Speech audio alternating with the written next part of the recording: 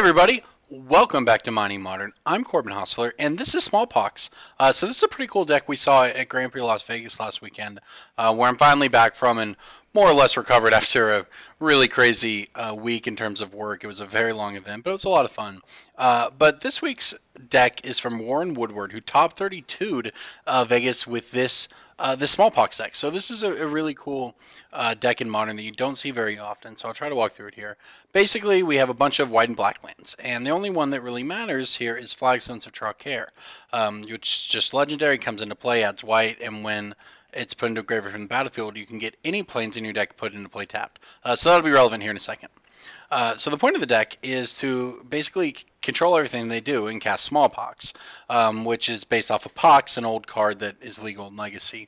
But what it means is for 2 black, each player loses 1 life, discards a card, sacks a creature, then sacrifices a land. So it's pretty easy. We don't play any creatures in our deck, just planeswalkers. So we don't have creatures to sack. Discarding cards, whatever we have, sorry, the one creature we do play is Bloodghast. Doesn't matter if we discard it or sacrifice it. But of course, it's pretty bad for them. They have to sacrifice a land. That's a big problem for them. We have Flagstones of Traquair, so, well, it can hurt us too. Games where you're able to have this as your sack, you know, when you go turn 1 Urborg, turn 2 Flagstones, where you can make black with the Flagstones, but you'll still get the ability off the Smallpox, which is pretty sweet. So that'll go to your graveyard, you'll go get a land for free, and it just becomes this spell that just absolutely crushes the other side of the board. So that's kind of what it's based around. To make it work, we just have all the control elements you can think of here. Thoughtseize, Inquisition, control their hand early. Fatal Pushes, control their early creatures. Collective Brutality, do all of the above. Bloodghast, we touched on. Smallpox. Lingering Souls, of course, is our win condition. It's great to discard to Smallpox or Liliana the Veil, which we also play.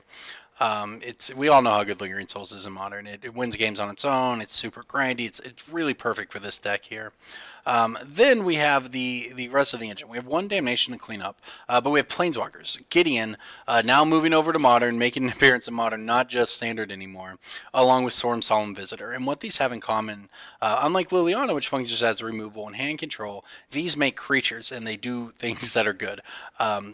Outside of that, you know, Gideon, of course, can turn into a beater when it needs to and kill him, but it also just spits out tokens.